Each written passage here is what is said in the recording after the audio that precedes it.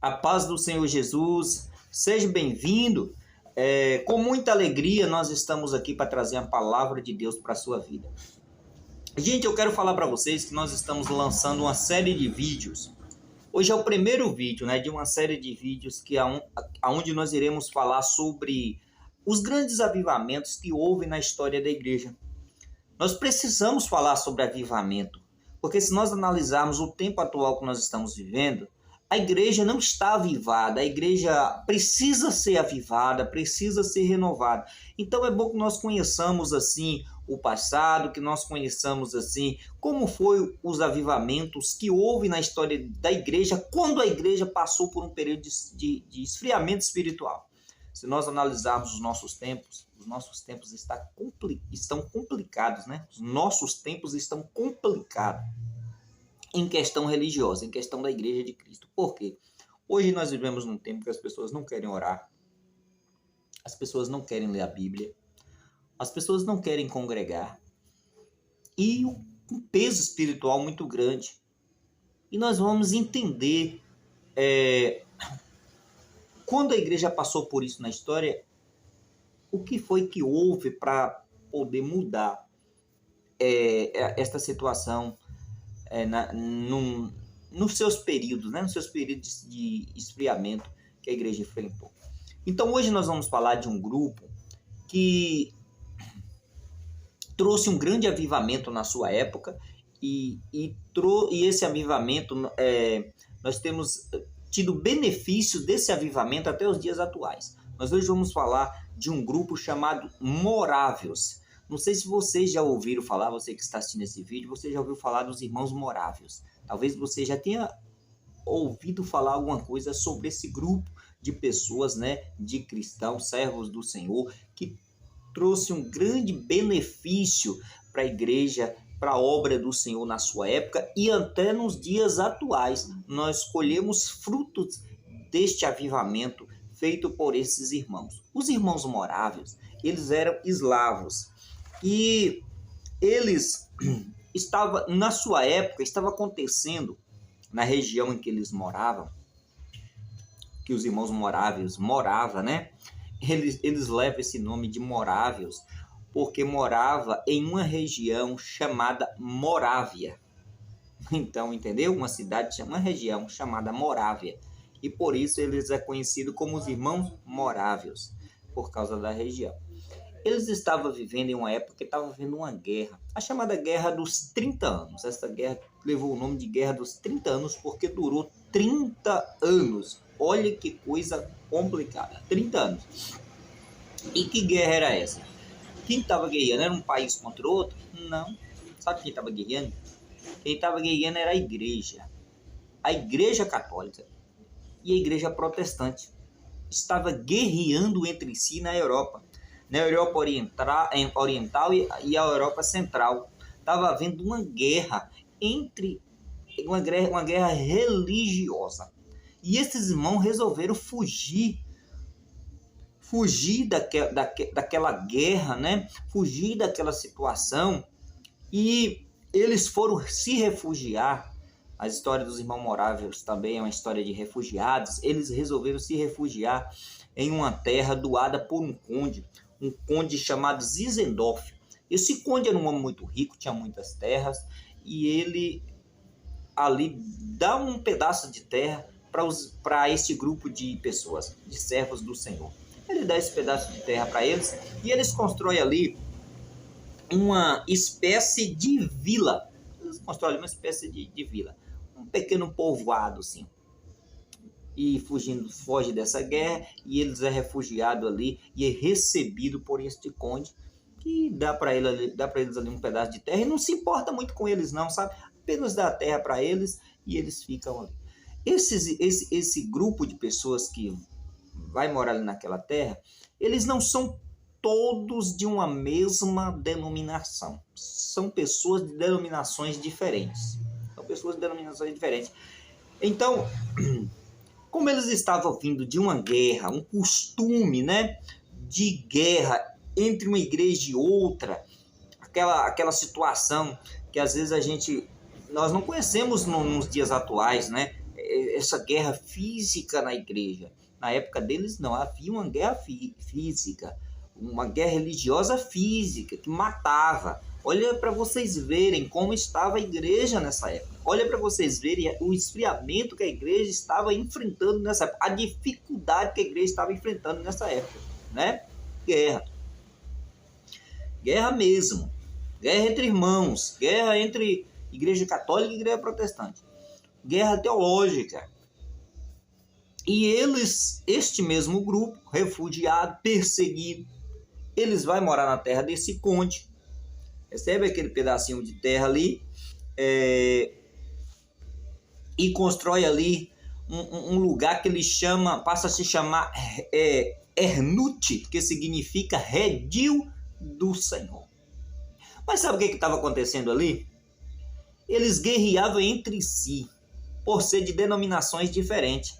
Por ser de denominações diferentes, eles guerreavam entre si.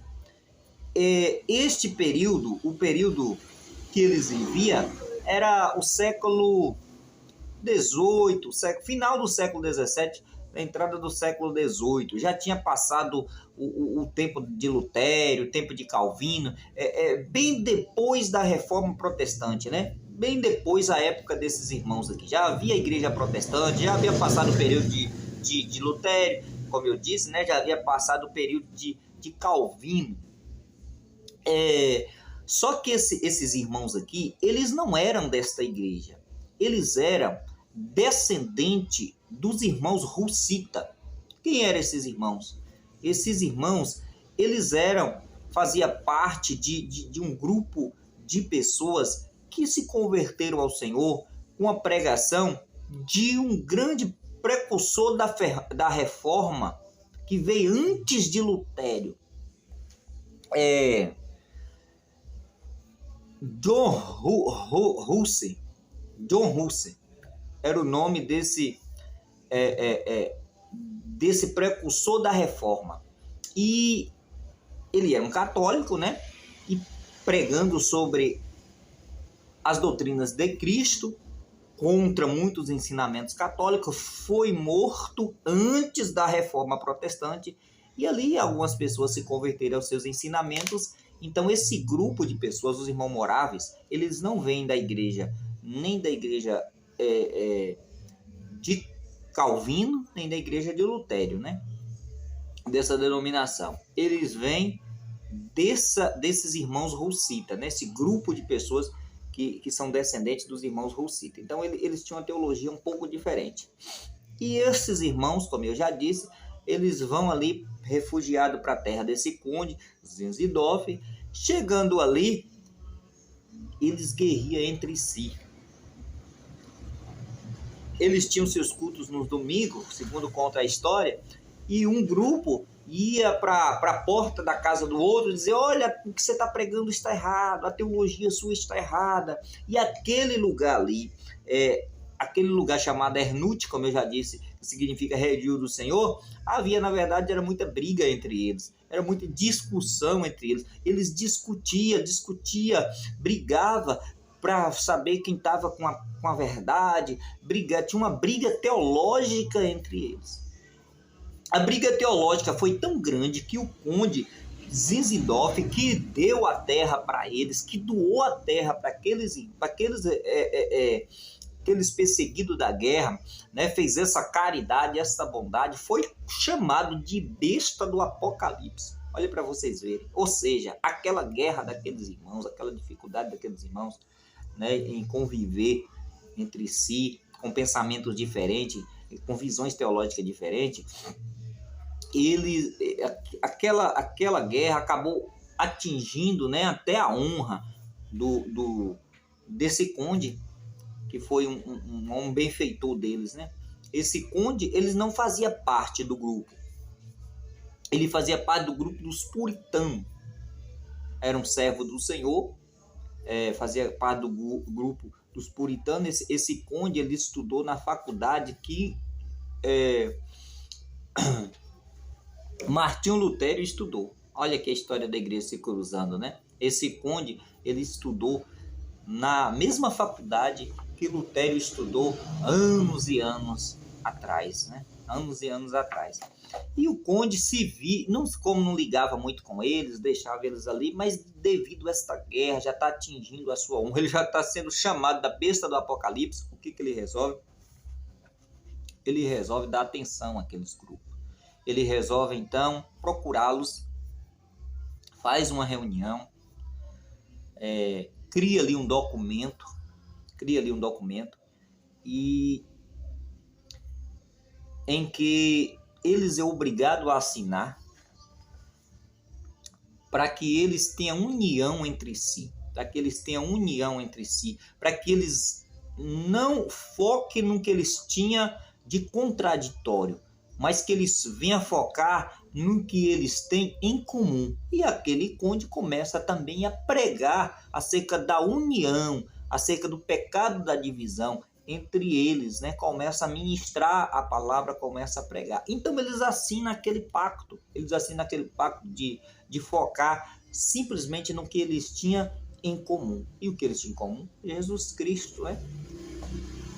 Aquele grupo, eles concordam, e numa manhã de 13 de agosto de 1727, aquele grupo de pessoas está ali orando a Deus juntos, depois de ter assinado o pacto, uma semana depois de ter assinado aquele pacto, aquele documento, né, fazendo um pacto entre si.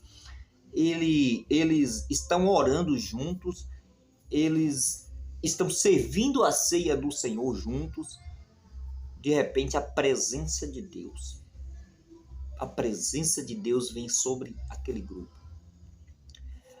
Eles é tocado pelo poder do Espírito Santo. Eles caem pelo poder do Espírito Santo, tanto o grupo quanto o pastor que estava dirigindo aquela reunião. Cai pelo poder do Espírito Santo, é tomado pelo poder do Espírito Santo de Deus. E eles prostram de joelhos na presença do Senhor, do meio-dia até 12 horas da noite, ajoelhado, orando, confessando a Deus os seus pecados. Meus irmãos, confessando a Deus os seus pecados, reconhecendo que eles eram indignos de Cristo, a sua situação pecaminosa.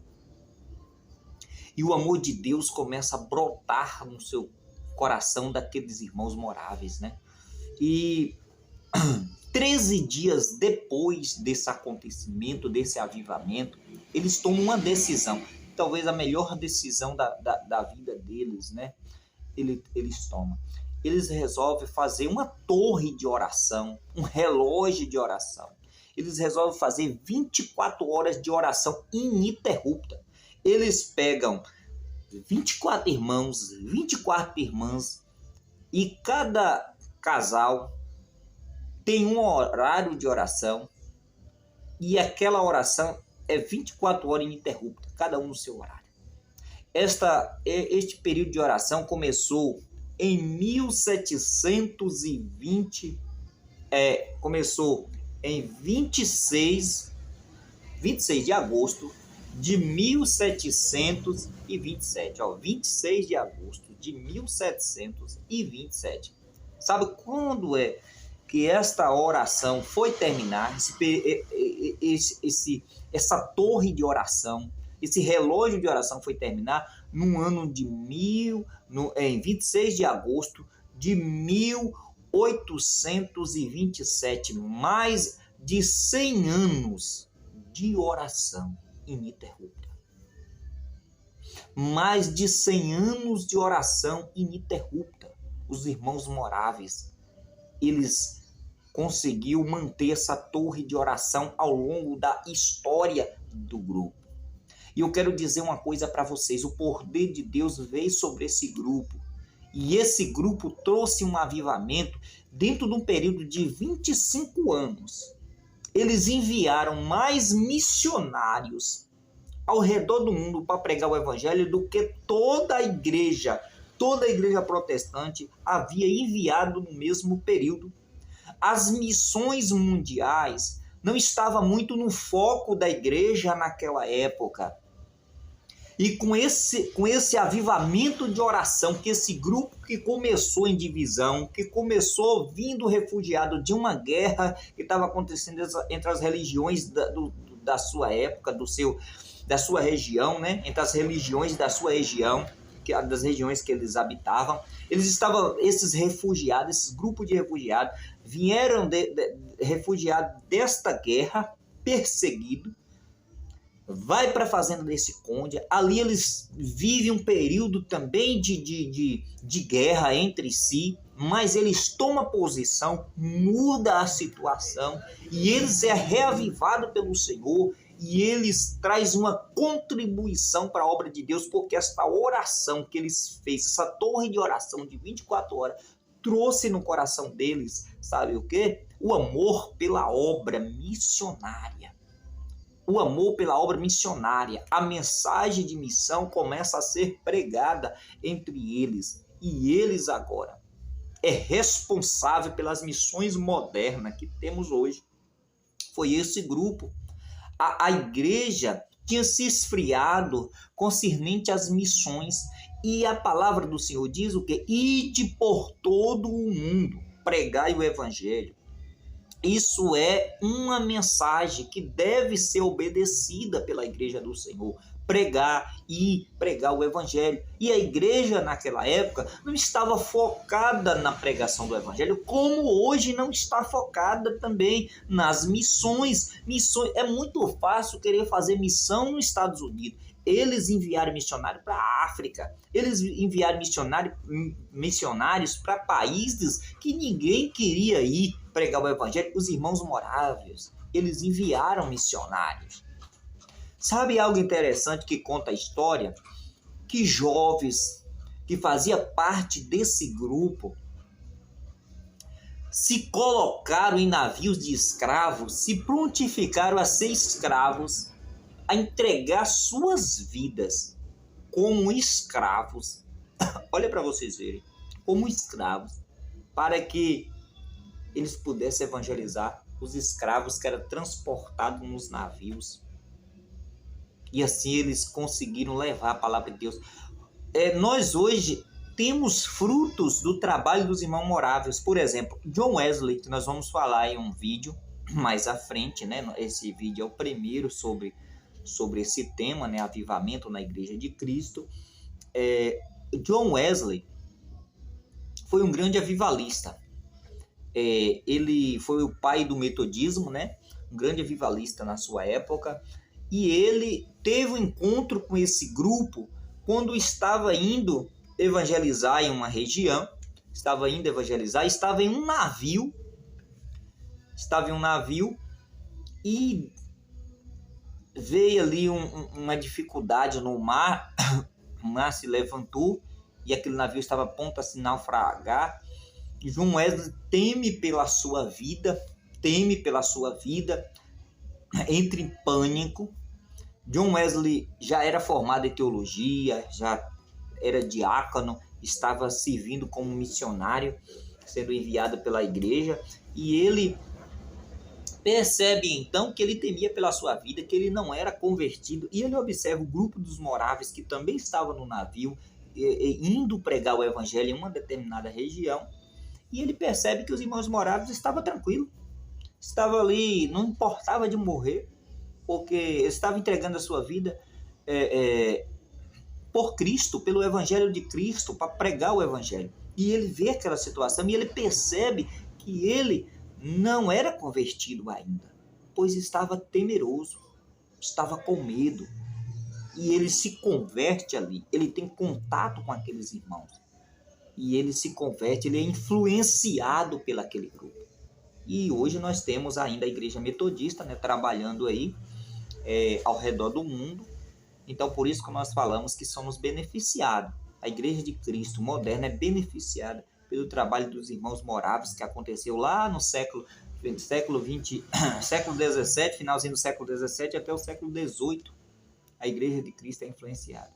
Então, irmãos, veja bem, esse grupo, qual foi a contribuição que ele trouxe para o mundo e para a Igreja de Cristo? O avivamento espiritual e o avivamento missionário. a pregação do evangelho a outros povos, a outras nações que não era a sua. Ou seja, um avivamento missionário. Esses irmãos trouxeram essa contribuição para a igreja de Cristo. Mas o que foi que houve para que isso acontecesse? Oração. Oração, todo o avivamento, nós vamos ver nesse vídeo, que todo o avivamento, nesses vídeos que iremos fazer, nós vamos ver nessa série de vídeos que nós iremos fazer, que todo o avivamento tem base na oração e na leitura da palavra. Os irmãos moráveis, eles eram homens, passou a ser, a partir daquele momento, a partir do assinar aquele documento que o Conde Zinzendorf trouxe para eles assinarem, para morar naquela região, teria que assinar esse documento, naquelas terras que ele doou, né? Teria que assinar esse documento, teria que viver em acordo. A partir daquele momento, eles começaram a orar. Então, eles eram homens de oração, homens e mulheres de oração, de leitura da palavra, pregação da palavra, e gostava de louvar a Deus. Eles amavam louvar a Deus. Eles gostavam tanto de hinos que, segundo os historiadores, eles faziam pregação cantada. Eles pegavam estrofes, pedaços de estrofe de hinos que tinha mensagens, né, bíblica, e eles faziam uma espécie de pregação cantada. Eles gostavam de fazer isso. O Conde Zinzendorf mesmo fazendo parte de um outro grupo que nós vamos falar também aqui, os puritanos, ele foi um homem que escreveu hinos, escreveu mais de 2.000 hinos. Ele escreveu. Então, os irmãos moráveis, eles gostavam de adorar, gostavam de ler a Bíblia. Eles tinham o costume de, à noite, se reunir, ler um texto bíblico, um lia, outro explicava, cantava, louvava. Então, isso trouxe um avivamento, e isso é algo que nós devemos aprender. A leitura da palavra, a oração. Sem isso não há avivamento na igreja. Sem isso a igreja está morta. A igreja está morta, mas não está morta porque o Senhor abandonou a igreja. Está morta porque as pessoas não querem orar. Não querem ter uma vida de oração, uma vida dedicada à oração, à leitura da palavra, ao conhecimento bíblico, o conhecimento das doutrinas. Você que está vendo esse vídeo, eu quero te chamar neste momento. Vamos buscar o avivamento para as nossas vidas. Busca o avivamento para a sua vida. Um avivamento espiritual. Não vamos ser tão sensível com as coisas que acontecem muito hoje. Como assim, pastor? Sensível? Às vezes, por uma palavra que acontece na igreja, de um irmão falar com outro, a pessoa já se desvia do caminho do Senhor, a pessoa já se abate, já não quer mais fazer a obra. Sabe, um momento muito complicado nós estamos vivendo hoje. As pessoas não querem orar, as pessoas trocam as coisas de Deus por qualquer coisa, sabe? Não tem Deus como prioridade, não tem a obra como prioridade. Então vamos aprender com os irmãos moráveis. Eles fizeram torre de oração que durou 100 anos. 100 anos ininterrupto. E eles colheram resultados. Aqueles irmãos que não vieram da reforma protestante, como eu falei, eles são descendentes dos irmãos russitas. Eu disse, né? Eles não fazem parte da linha protestante. Esse grupo de irmãos, ele vem antes da reforma de Martinho Lutero. Ele vem antes da reforma, sabe? Não tinha contato com a reforma. Mas ainda assim, eles buscaram ao Senhor, se entregaram, se dedicaram ao Senhor e trouxe um avivamento missionário para a igreja, para a obra do Senhor no seu tempo. E hoje eu estou aqui falando deles. Então eu te pergunto, e me pergunto também, o que nós vamos deixar para as gerações futuras? O que nós vamos deixar de legado como servos do Senhor para as gerações futuras?